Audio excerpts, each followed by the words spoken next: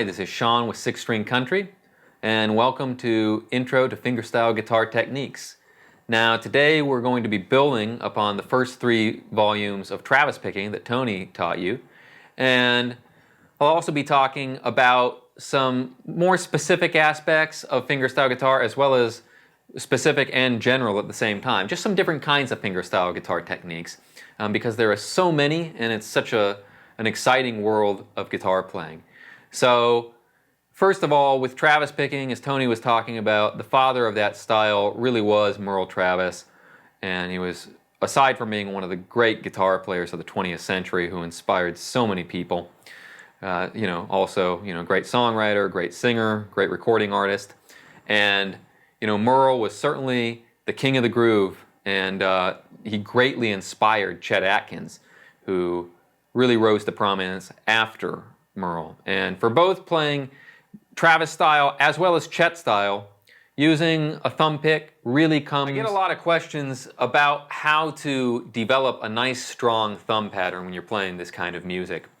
And to me, that's one of the most fundamental, important things, whether you want to phrase like Travis or like Chet or, play any kind of fingerstyle guitar, is to get a nice solid thumb pattern going because it's the basis of your whole accompaniment. And a lot of times when we're playing this, we are trying to play solo guitar accompanying ourselves.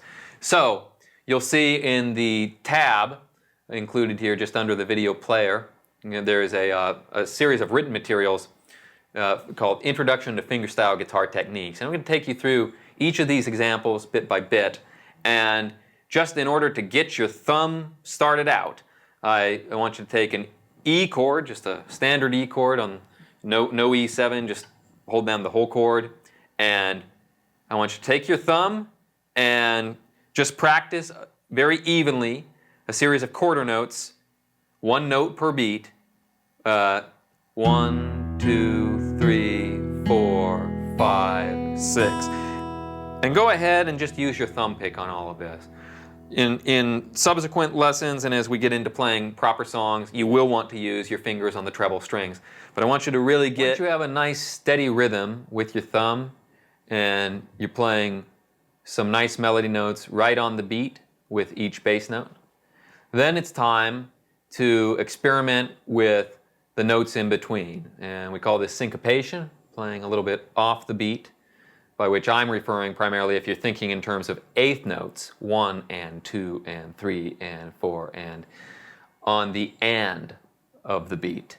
So there will be many times in fingerpicking guitar where just the way that you will want to phrase a melody, the melody note won't be squarely on one of those 4 beats. It'll be in between.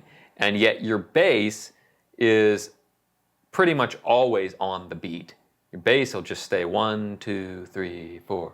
But training your right hand to have the melody in between is another imperative thing as we develop this. So moving on with example 10, we'll start out just with a simple pattern. We're going to break this back down into really small components. I just want you to take your thumb pick and get 2 beats with it on the low E string. 1, 2, 3, 4.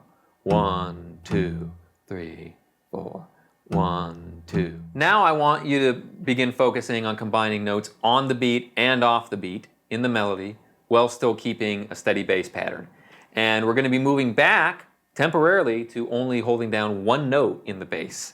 And the reason for this, for now and for your own techniques in the future as you're working on the guitar and practicing things, anytime you introduce a new element, it's good to simplify as much as you can so that the only thing that you are focused on is the new element and anything else is stripped away to its smallest, most basic component part. So beginning with example 16, we're going to only just keep the 1 bass note going. Temporarily, we don't need to alternate. And I want you to focus on the right hand. In terms of the melody, we're going to go 1 note on the beat and 1 note off the beat. So we'll just go 1 and it'll be that simple, and keep your bass going on all 4 beats. 1, 2, 3, 4. 1 and 2, 3, 4. And it's just 1 measure there, you see in the music. I called this. Before we get into the next few examples, just a few words about this style. You may notice when you're listening to Chet Atkins or a lot of players in that style that it sounds like they're doing a little bit more than just the bass patterns that we've been focused on so far. And that's absolutely true. Fingerstyle guitar, you really could invent any kind of bass line that you would like, and that goes hand in hand with it being such a large umbrella of guitar playing. But in relation to the Chet style of playing, typically what's going on is that beat 2 and 4 contain the identical note, whatever that is, and beats 1 and beat 3 have a little bit of wiggle room. You could either use the same bass note on beat 1 and repeat it again on beat 3, or you could vary it between beat 1 and beat 3. And to give some examples and some context of what I'm talking about with all this, if you keep this same E shape, and you'll notice that in the 2-string alternating pattern that we've been doing between the 6th string and the 4th string, 1, 2, 3, 4, 1, 2, 3, 4. That's pretty straight ahead. We just have the lowest note on beat 1 and 3. Moving forward, now we have the melody note on the beat followed by off the beat.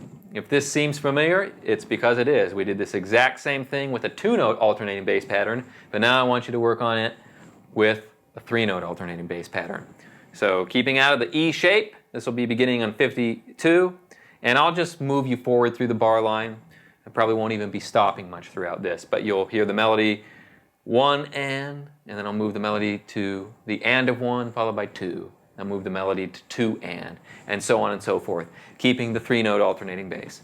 So beginning example 52, 1, 2, 3, 4, 1 and 2, 3, 4, 1 and 2, 3, 4, 1, 2 and 3, 4, 1, 2 and 3, 4, 1. And in concluding these series of examples, there are certain times in playing Chet style, and you hear it a lot, certainly in his arrangements, where he won't play the alternating bass pattern at all, and what will happen instead is he'll be keeping steady rhythm on the treble strings, and the melody will move to the bass strings. And in order to accommodate that, a lot of times Chet would do this neat kind of brushing technique that he picked up from Mother Maybelle Carter of the Carter family. And of course Chet, recorded and traveled and played a lot of music with the Carters early on.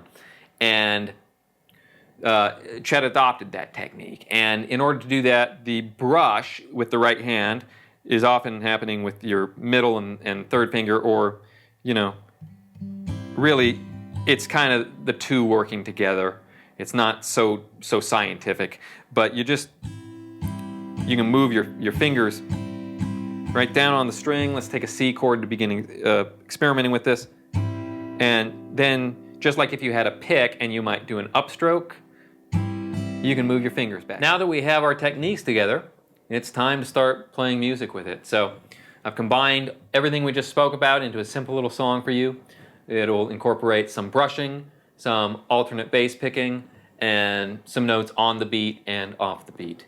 So I'll play that through you right now at a performance tempo, and then we'll go through it bit by bit, focusing on some of the specific left-hand fingers.